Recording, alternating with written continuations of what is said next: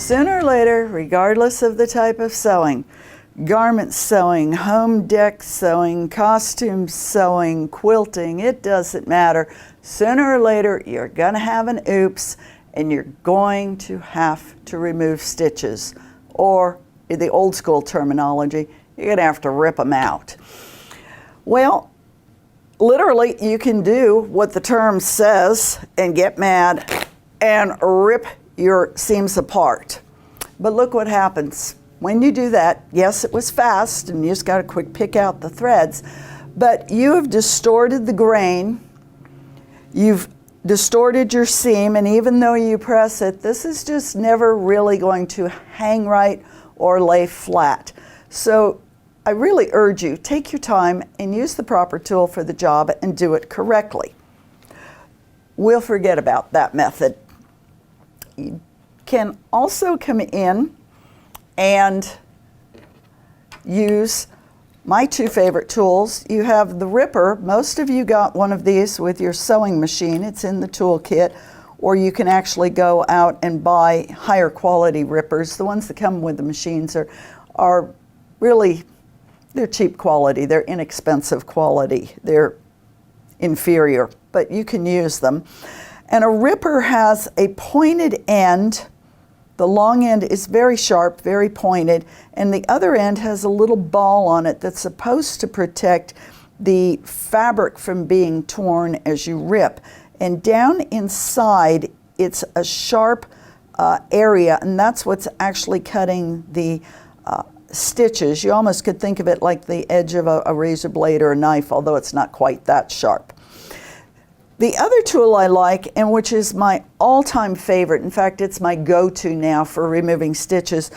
These are made by Havel, and they're called snips. There are other brands, but I have several pairs of these throughout my sewing room, one at every sewing machine, including my long arm, and a couple spares just in case, because, yeah, it's not that I'm that bad of a seamstress, but things do happen, and I don't want to have to go searching for them, so I've got these everywhere that I sew.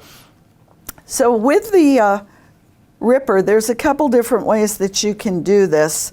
You can come in here and you can just start picking the stitches out.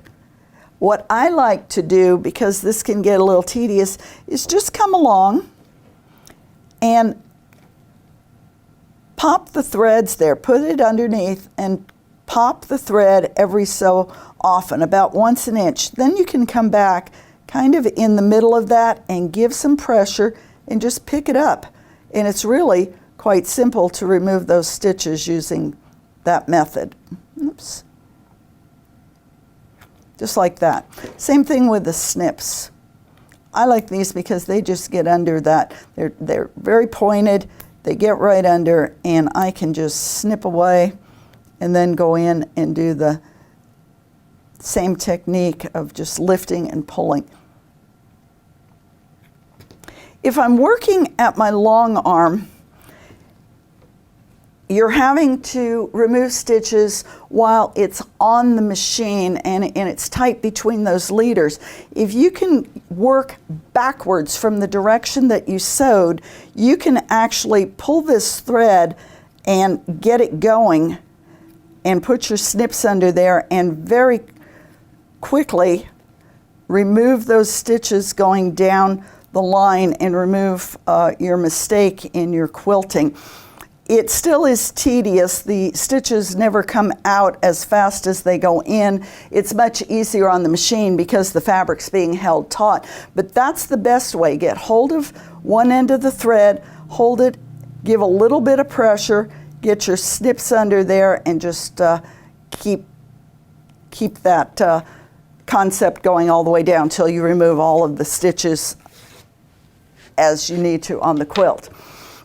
If your seam is already pressed open, you have the option of, and this is a typical way that people do, coming in here and using this ripper to get in and just go down, and then you will come back to remove the stitches.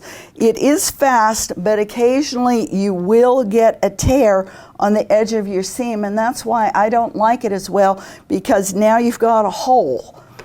I like the snips a little bit better for doing the same thing.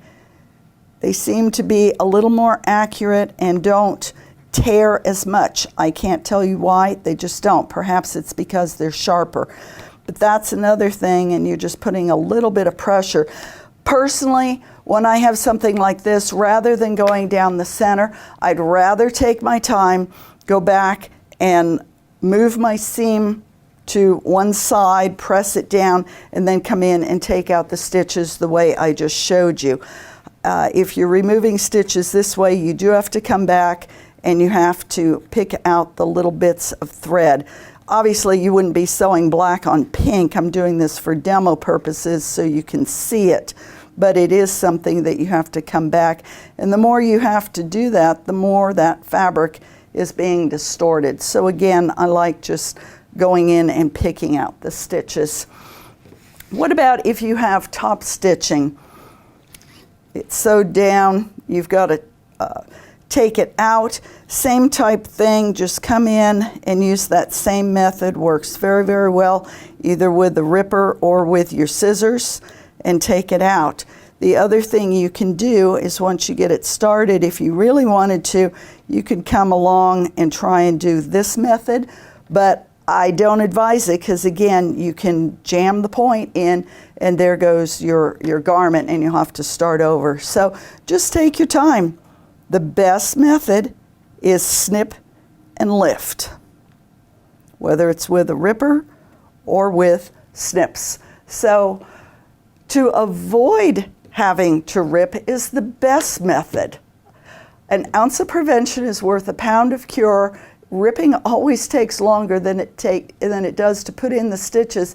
So cut accurately, pin, pin, pin. Take your time and sew accurately and press.